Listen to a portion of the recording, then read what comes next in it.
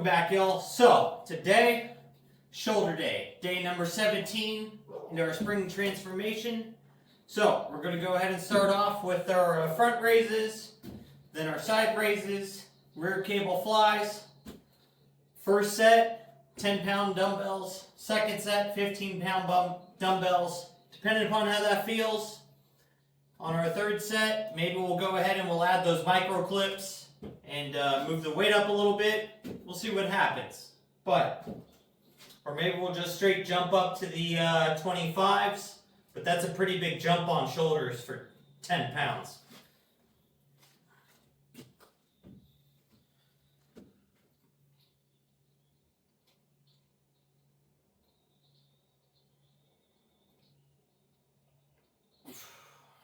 But we are looking for 15 reps a set.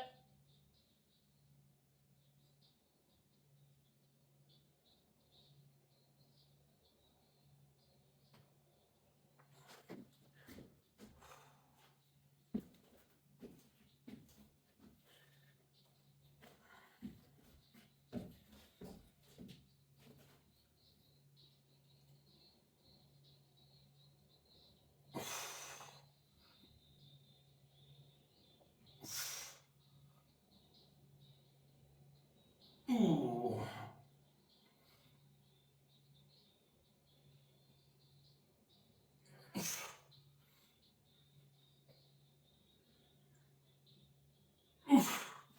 Woo. I think 15 pounds will be good, but instead of 3 sets, I think we'll be moving to 4. I think that's going to be our best approach here.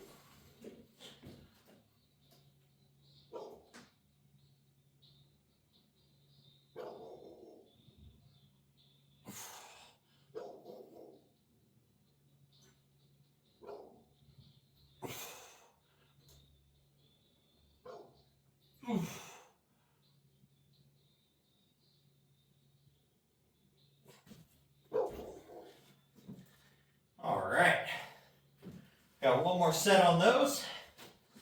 Our front delts will be nice and warmed up. I definitely feel the blood flowing into them. I think shoulders will end up moving to 5 sets here pretty fast. Probably 2 or 3 more at 4 sets. Then we'll go to 5 sets. Then we'll move up to 5 sets at 20 reps instead of 15. And then we'll start worrying about the weight moving up. I think since it's a small little muscle group, instead of loading it up really, really heavy, we'll just start working on ramping up the volume.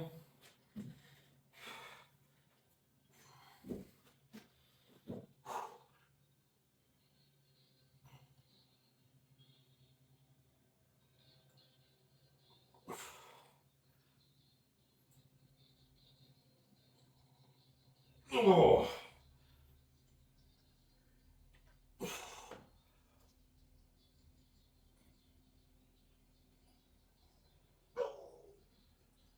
Oh. Whew. Boy, oh boy. Gotta grab my drink. So, what should we talk about today?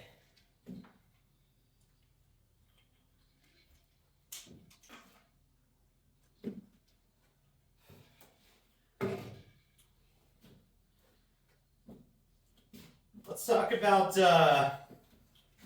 dieting and meal plans. So,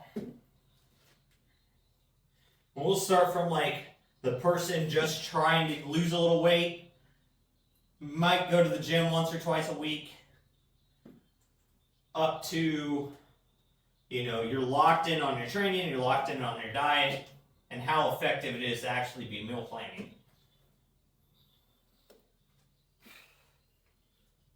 So, planning your meals out overall is going to be pretty good because, one, you're going to know what you need to buy when you go to the store.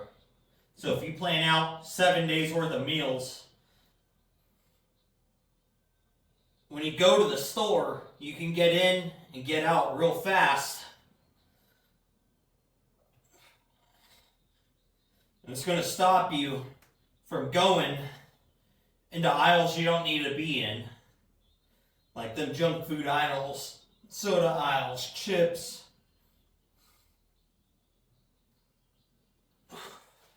And all of that, because it's not part of a meal that you're looking for and on your list.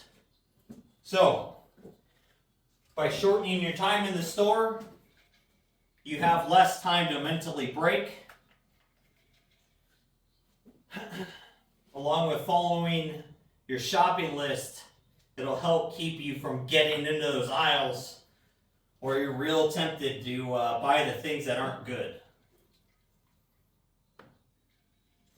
Because for me, and I know quite a few people like this, the struggle isn't with not eating the junk food when you're at home. If it's there, we're going to eat it. But if we don't have it at home, we don't worry about eating it. So our struggle comes more in the fact of not buying it. So if I don't get it while I'm at the store and go, oh, I can have one, or I'll only have a little bit of ice cream every other day, like 200 calories or so, right? To put it inside of the diet and make it fit, that's great. But if you're able to do that, most people can't. So if I just don't buy it, I don't have to worry about that because I don't have that type of self-control. But I am lazy, so if I don't have it, I'm not going to go out and go get it. So that's the way I kind of look at the shopping portion of it.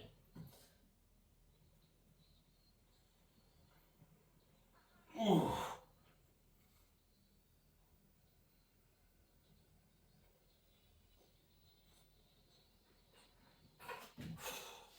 But also too, if you're following your list, then it's also going to save you money in the long run because you're not buying all the junk that you could eat a lot of that adds up over time. So you're keeping the calories down and out of the house, and you're saving yourself $1 in the long run. Now, how effective is it for someone just starting to get into fitness or just looking to, lose 5 or 10 pounds and just keep it off? That right there is probably all that person needs. They don't even need to go and work out. Just that one little adjustment will keep them from gaining weight, and they're going to lose some weight because that overall sugar and excess carbohydrate intake is going to decrease. So their overall calories are going to decrease. And they'll lose a few pounds over a couple months. So when your goal is pretty small, a little change like that makes a big difference.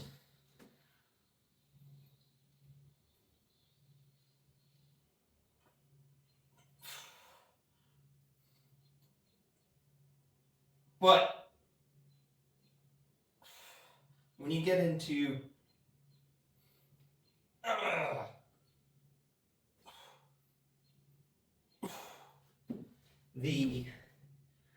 I got 15, 20 pounds I need to lose. That's where you're looking at this change for the next 3 to 6 months really to achieve that goal. and it be sustainable. Sure, you could fast like crazy, you could go on a crazy limited diet, but the second you come off of that, you're going to put 10 pounds back on. It's not sustainable. That isn't things that we try to do here. So, then, when you're planning out your meals, you can plan for the amount of calories you need to be intaking, the amount of protein you're trying to shoot for. And that's the first step, really, is how many calories do you need and how much protein do you need? The way I like to do it, the most simple way, is 10 calories, so you take your weight and you times it by 10. And that number, say if you weigh 200 pounds, is 2,000. If you weigh 180, you're at 1,800. That's a very good generic start point for a majority of people. So that kind of gets skewed a little bit if you're like pretty small of a person, like if you're 130 pounds, 1,300 calories is going to be pretty low. Unless you're just fat. But if you're any bit muscular, that's going to shift and change a little bit. But these aren't the weight numbers that we're normally going to be looking at. So, that'll give you your base calories. Then, what I like to do after that, if you're just the average person and you're just trying to be healthy, you take your weight, or that weight goal you're trying to reach for those calories, and you're going to take that and times it by 0.7, 0.8, and that's going to give you the minimum amount of protein you need to consume per day.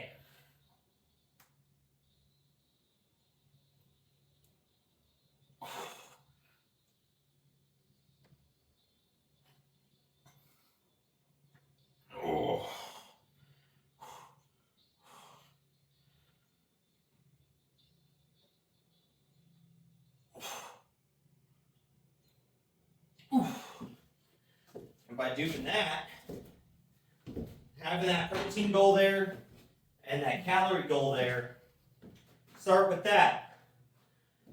By the time you get really good at hitting that protein goal every day, you're going to notice that you're much fuller through the day and you don't want to snack as much. Because the more protein you take in, the fuller you feel.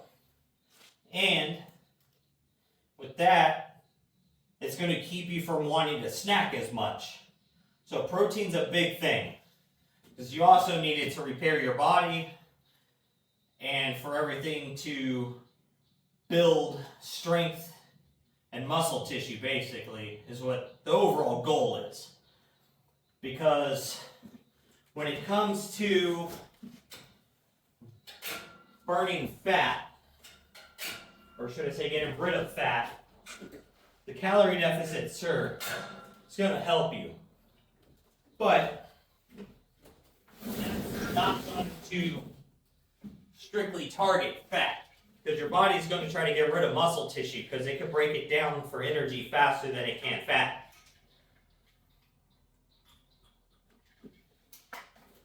So, caloric deficit leads to weight loss, not fat loss. But if you're putting on muscle tissue gets rid of fat. Because if you're putting on muscle and you're repairing the muscle, the more muscle you have, the faster your metabolism is going to run, and the more fat tissue it's going to allow your body to actually break down in a percentage of fat tissue or muscle tissue. So, when you're able to do that, that makes for a pretty drastic difference. Because now you're going to look more toned as you start to lose weight. You're going to get stronger, and in the long run, the more muscle tissue you put on, you're going to be able to eat the same or eat more as you get leaner and leaner.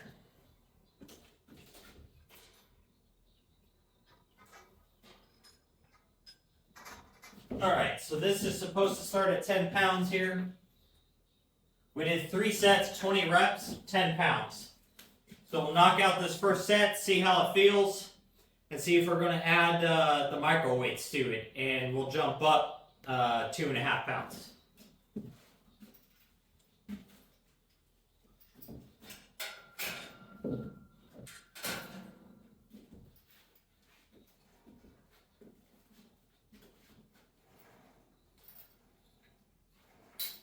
Now, with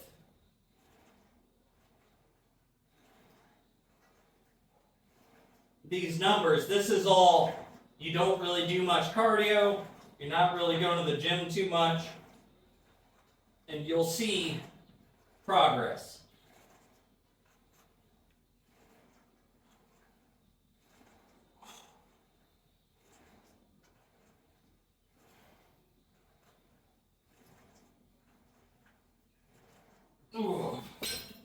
But the more you start to work out, the more you start to do cardio, the more you're going to notice you're getting toner and toner, but you're going to get hungrier and hungrier.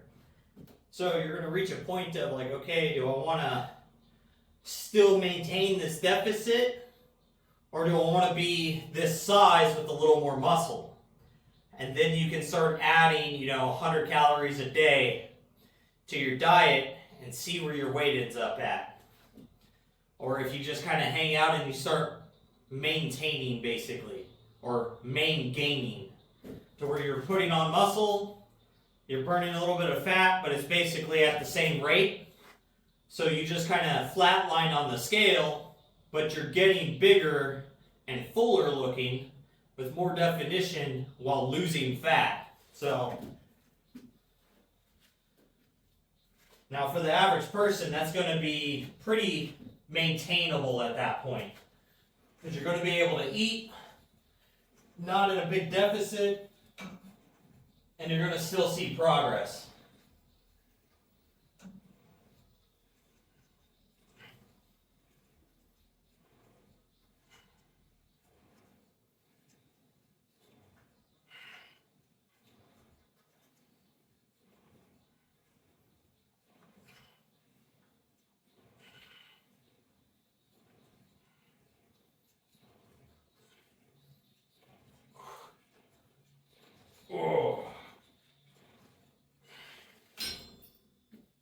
So,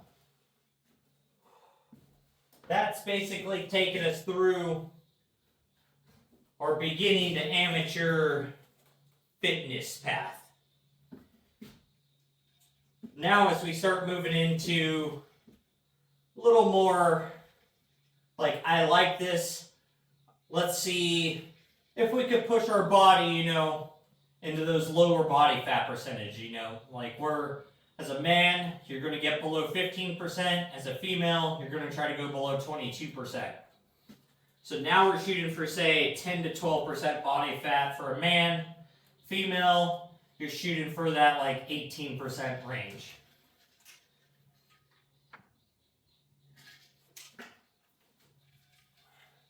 This is where you're going to end up staying in a prolonged deficit, even with your size. And you're going to ramp up your cardio. You're still going to be training super hard. But you're now dragging out that deficit period of time from, 3 to 6 months to now you're going to be looking at that 6 month to a year point. Depending upon where you're starting from. But during this period of time, you're going to want to start messing around with your carbohydrates and your fat intake. So you're going to want to see how many carbs you're having in a day, how much fat you're having in a day. Because every gram of carb is 4 calories. Every gram of fat is 9. You're going to want to figure out how many carbs you have to have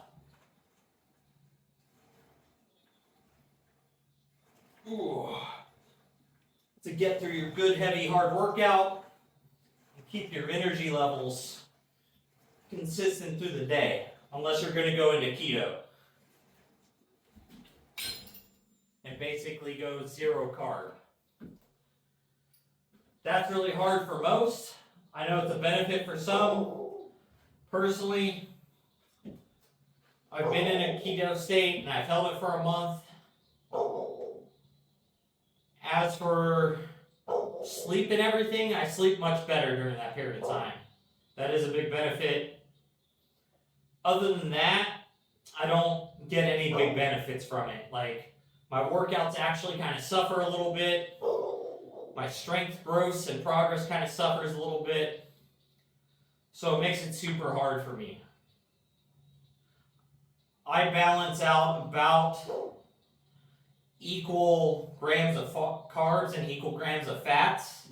And that's where I get the best workouts, I keep the best pumps, I sleep pretty okay, and my energy levels stay pretty consistent through the day.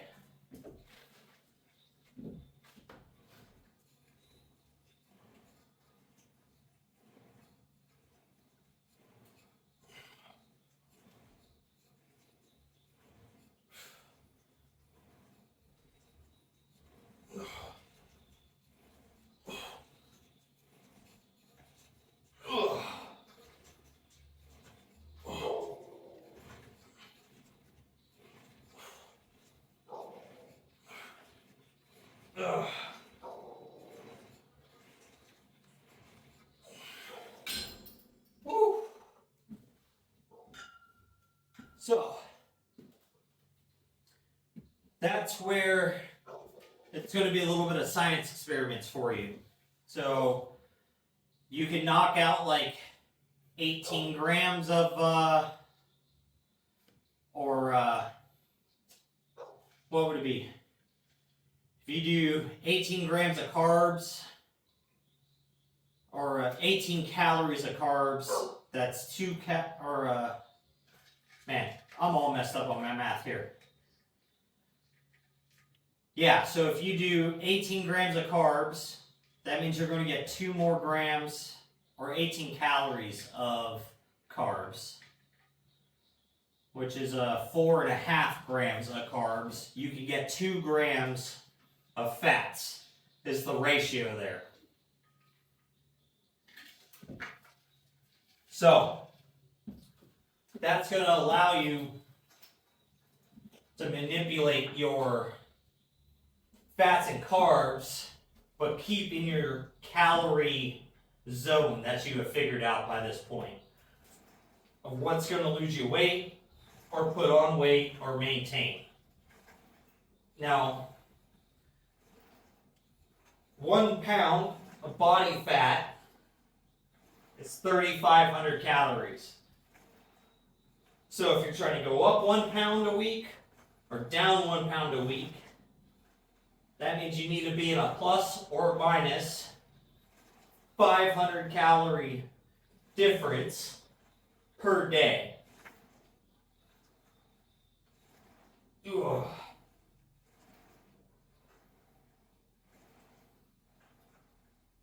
Now, you can try to do all that with food, but you're going to be very miserable and angry. And this is where the cardio is going to come in at. If you're trying to be in a 500 calorie deficit per day, if you eat 200 less calories than your maintenance, that's 200 right there of a deficit, but then you do 300 calories of cardio, that'll make your 500 calorie deficit while still allowing you to eat a little bit more and stay a little fuller, so then you don't want to snack as much and it's going to be reasonable to try to stay with. So when you first start dieting, at first, instead of being at 500 calorie deficit, shoot for like 250, 300 of a deficit, and half of that be intake and half of that be cardio. And then you're slowly going to work that up as time goes on, because as you get lighter, you're going to have to eat less and less and less to keep that caloric deficit unless you're ramping cardio up a whole lot more and more. Because you are going to reach a minimum calories required.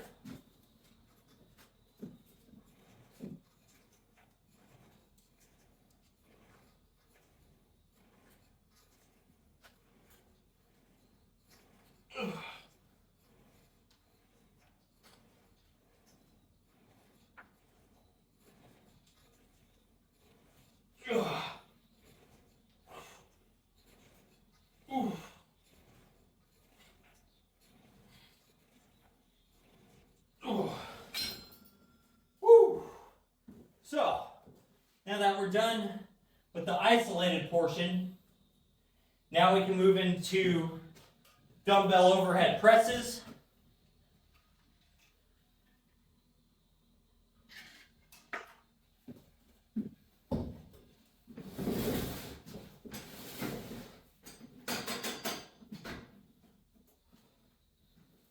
So first set is supposed to be 30 pounds. So we went 30 and then 40 last week. So we'll go ahead and we'll shoot for our 30s first, 40s second. If the 40s feel good, we'll go ahead and we'll shoot for 50s on the last set. And we'll just start working on pyramiding those up. And then next week, the 50s feel good, we'll add 60s on for a fourth set. We'll just start bumping it up till we get to the 70s for a fifth set. And then we're out of dumbbell. But this is 3 sets, 12 reps.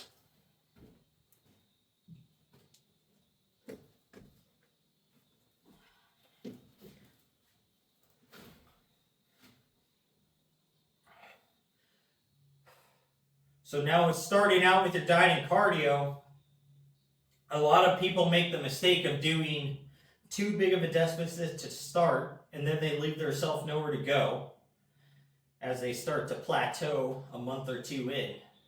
And the same with cardio. They try to start out with like 5 miles a day, 6 miles a day, and they're leaving themselves with almost nowhere to go after that, because it's not fun having to do, like 10 miles of cardio a day type of situation. So, a little bit at a time will make a big progress. So, just like your strength, it pyramids up over time. You need your caloric deficit to decrease over time, as well as your cardio should increase over time. And by following that little process there, you're going to be able to make some really long-term sustainable goals.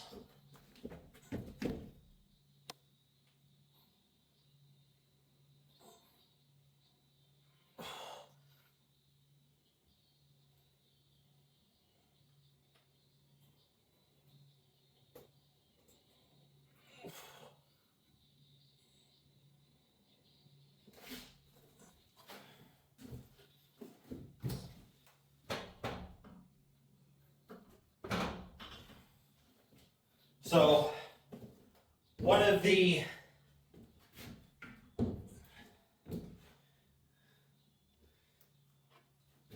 things to realize, if you're trying to lose more than, say, 5 or 10 pounds, you have to be realistic with your time frame. This isn't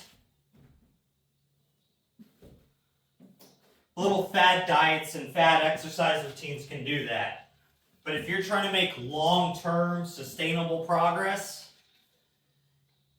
and make an actual fitness transformation and lifestyle, you're committing to months and years of building a body and a physique.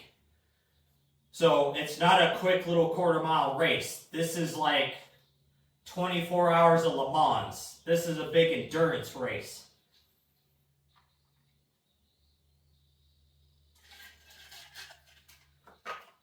Or instead of your 100-yard sprint, This is like your triathlon that's 50 miles long, your Ironman competitions.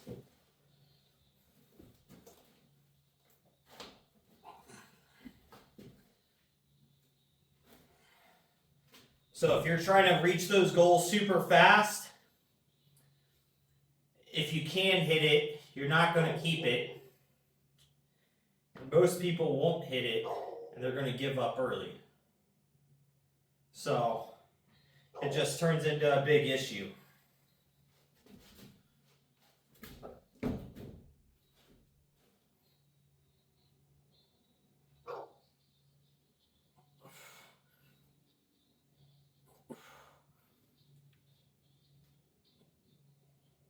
Oh.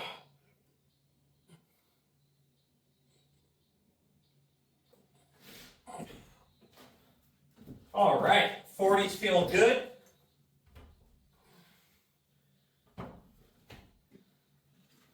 So let's go ahead and try the 50s.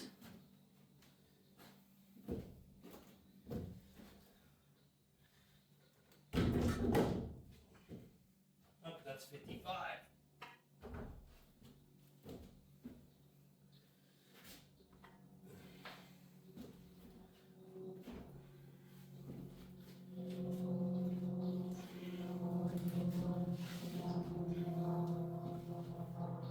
Whew.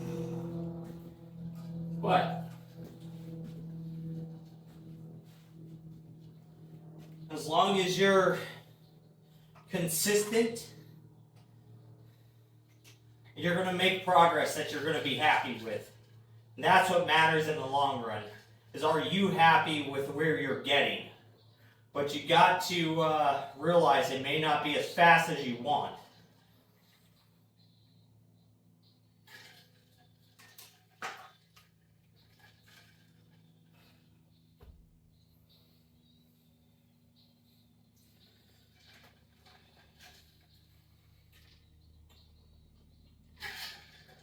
But I'm going to switch the song real fast. We'll be back to the last set of these dumbbell overhead presses.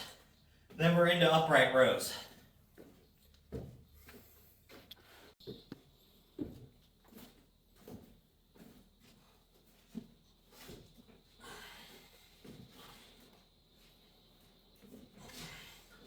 All right, so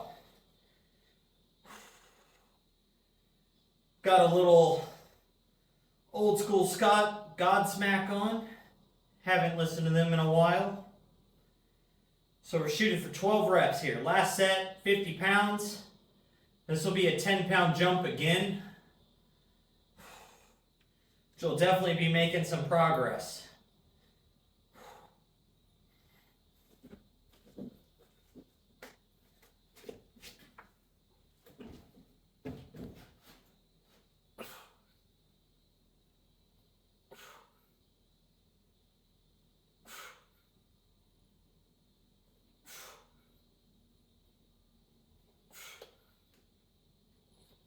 Oh.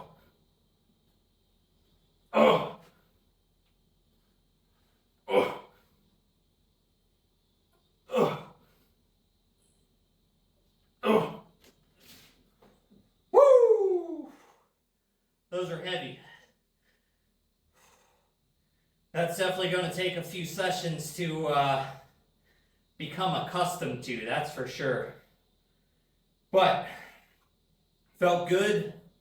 I'd say 98% controllable. So definitely within the margin of being able to do them. That 12th rep, hard. If I really pushed it, maybe 13 or 14. But having no spotter, and this being an overhead movement, I try not to fail on these, being a free weight, because you could definitely tear up your shoulders. So, with that, I'm going to go ahead and get set up for upright rows, and I'll be back.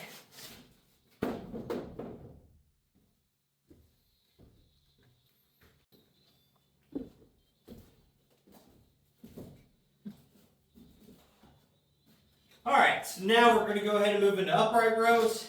Go ahead and get some more of that front delt, medial delt. But majority of the focus is all on the medial delt here.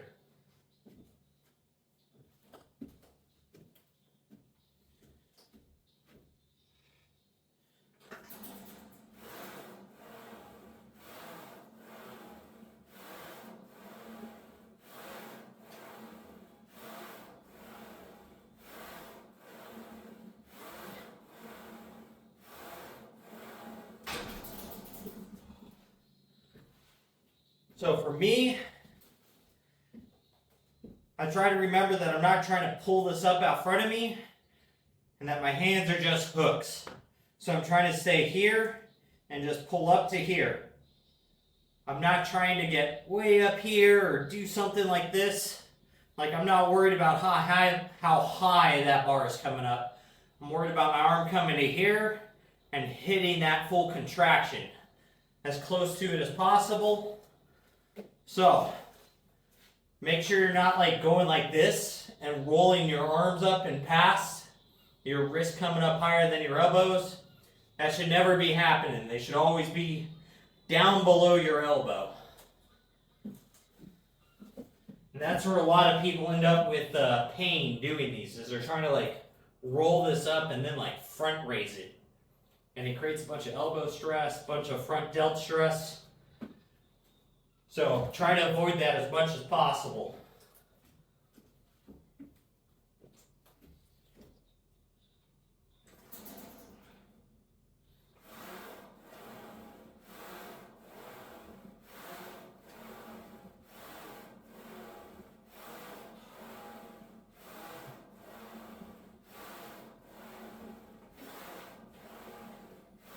Ooh.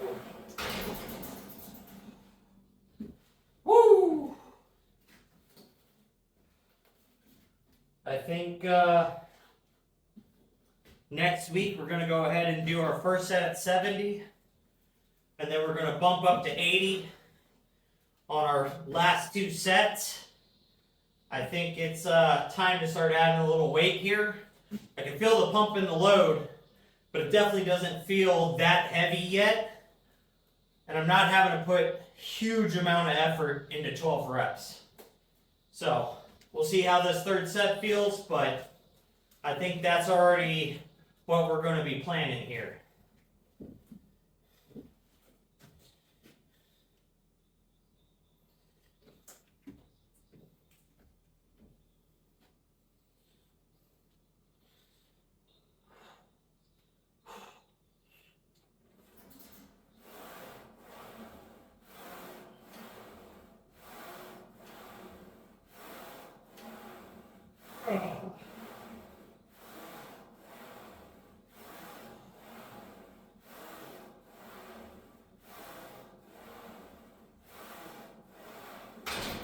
Woo! All right. Pump feels good. Shoulders are feeling full. So now we're on to rear, or just on to face pulls.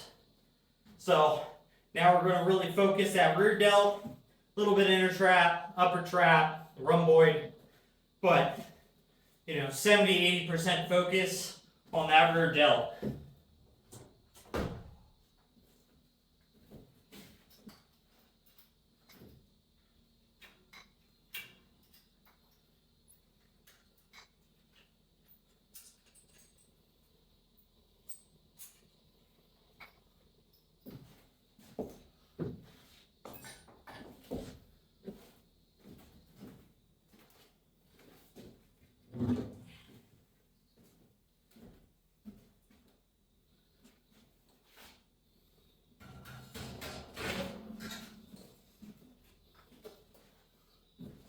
And we got these at 70 pounds. 20, 30, 40, 50, 60, 70.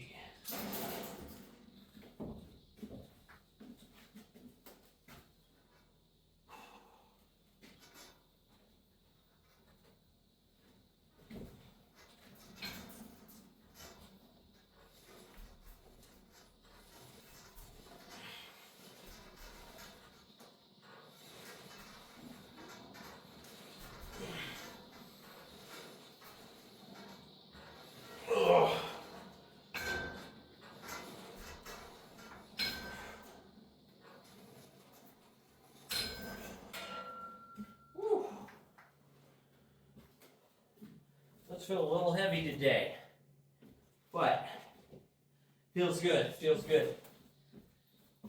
Especially for the last shoulder movement of the day. It's going to be difficult to get through the last 2 sets, but that's what we want. We want to be struggling to finish these movements, for most of them. As long as it's something safe to fail at, you're good to go.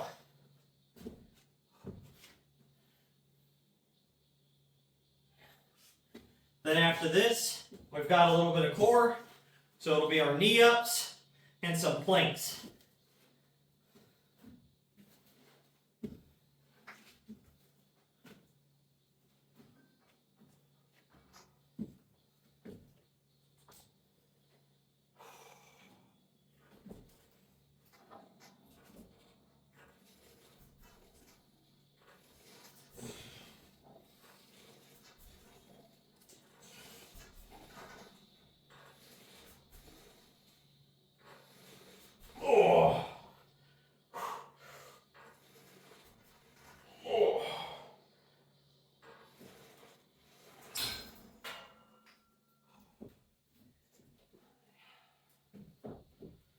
Man.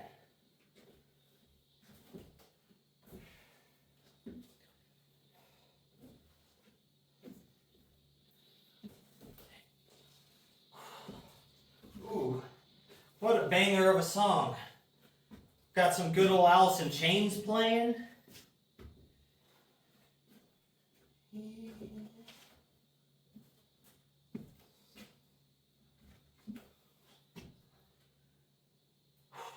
All right, guys, let's hit this last set.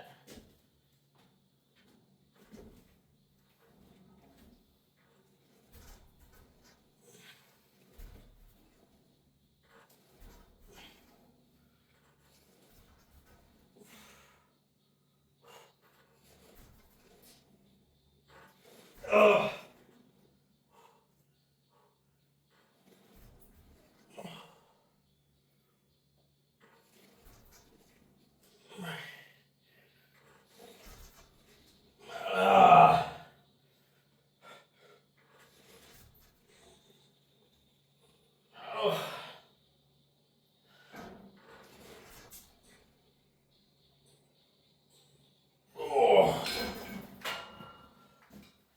So those last 4, I cheated on the pull, but still nice and slow releases.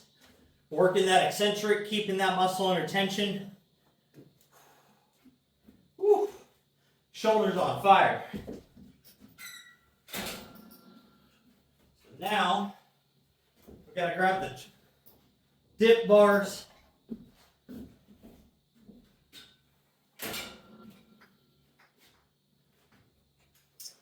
And get these knee ups knocked out. What have we been doing after these? I didn't write it down. I think it's 3 by 12.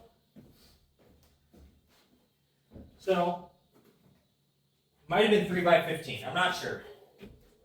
Today, though, let's go ahead and see if we can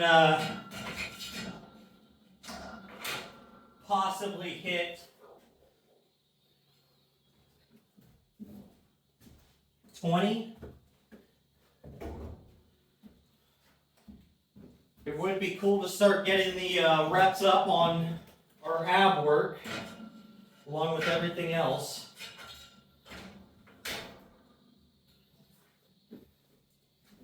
So, but I'll be right back in a minute. I gotta go grab some more water, then we'll be at this.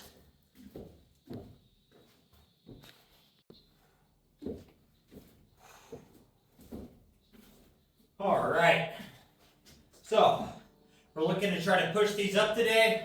Let's see if we can hit us some sets at 20.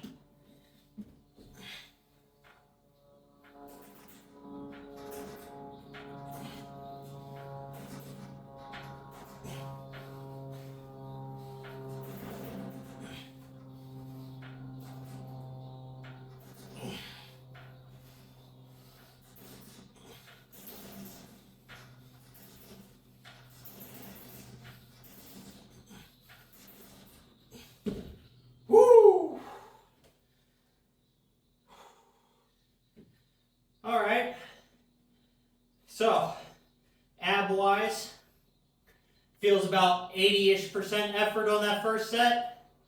Second 2 sets, those are going to be hard. Shoulder-wise, they feel a little stronger than they have on the first set here, but they definitely feel pretty fatigued.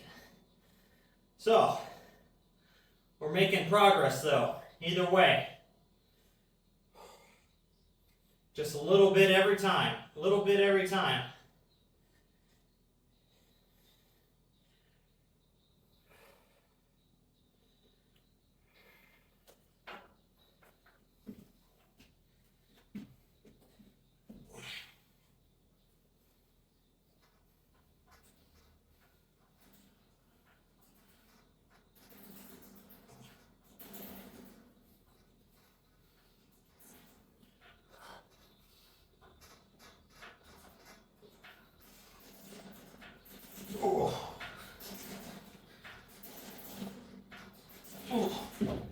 Woo! Lower abs are feeling it.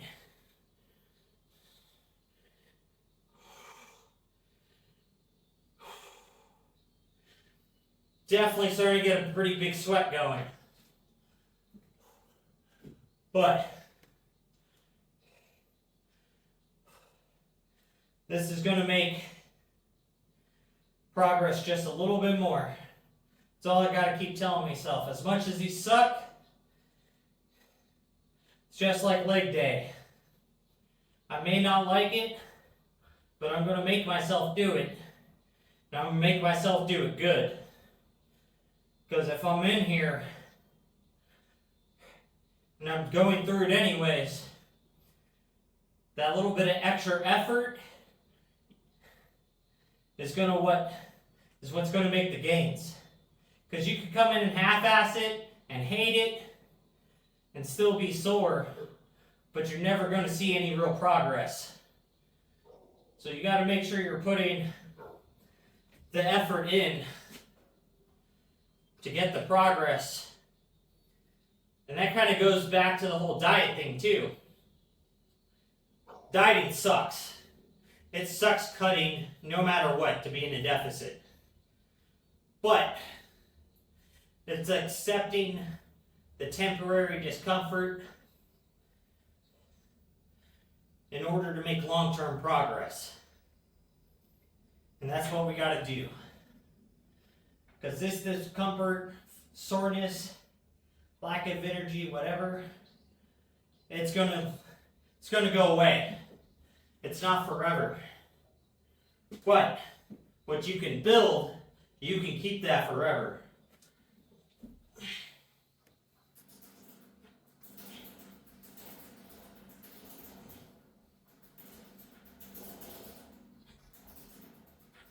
Oh. Ooh.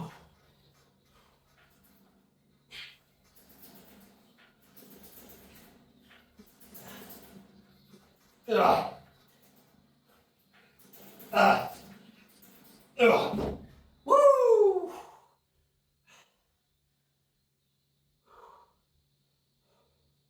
Burning. All right, so I'm gonna write down 3x20 on that so I don't forget. So I haven't noted down the abs apparently.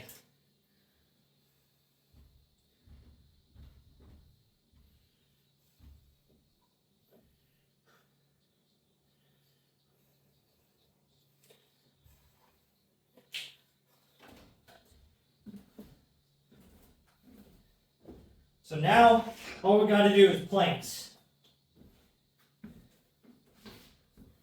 We know that all we got to get through here currently is 3 sets of 30 seconds. But I will tell you what, I think if every single person on planet Earth did a plank all at the same time, we would literally stop time. Because you want the longest 30 seconds of your life, try to do a plank.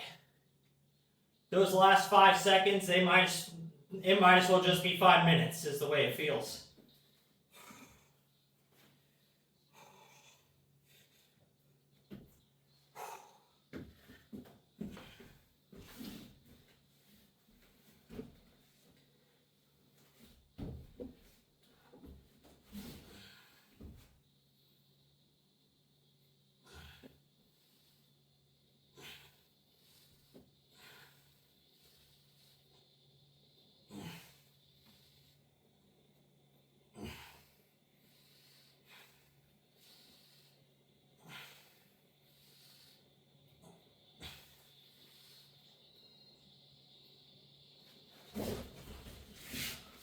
Woo!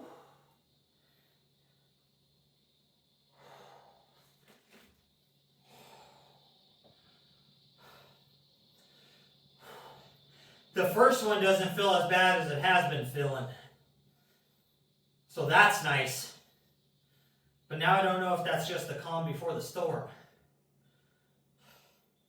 Because sometimes you'll get into something and you're like, oh, the first set ain't too bad.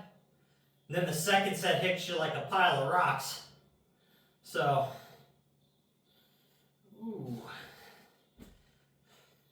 But, got another Alice in Chains song on to get us through this second set here.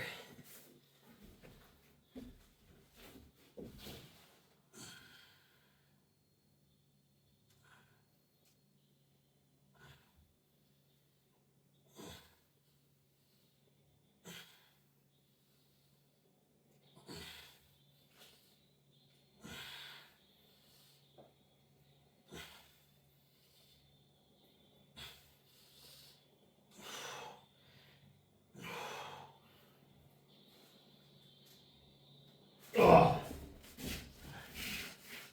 Woo!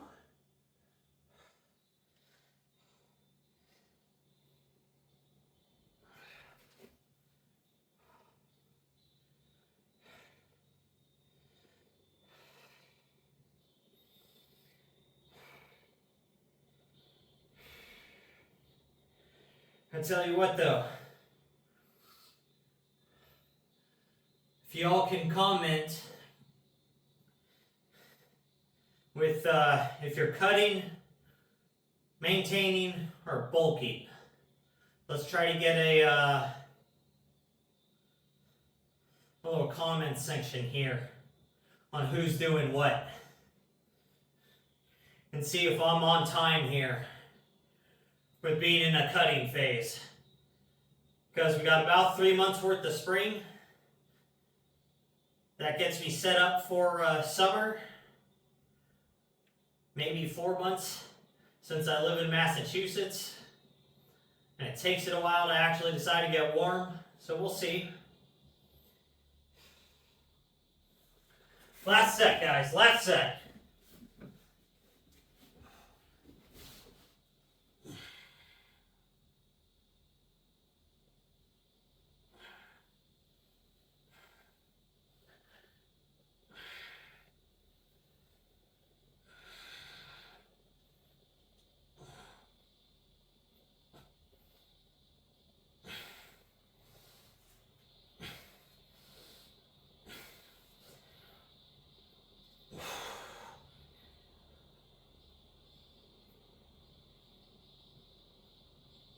Oh. Woo.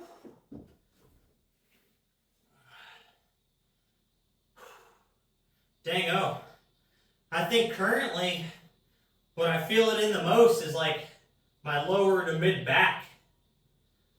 Those lower lat, mid spinal erectors there. Those guys are working hard. But that just means they're the weakest point in the chain. So, with that, guys, that finishes up day 17, shoulders and abs. That went over our diet talk and diet plan on how important it could be and at what point you kind of should be looking to be doing what as a general guideline. So with that, make sure you're out there working toward your goals, getting your stuff done, And most of all, just don't be a lazy fuck.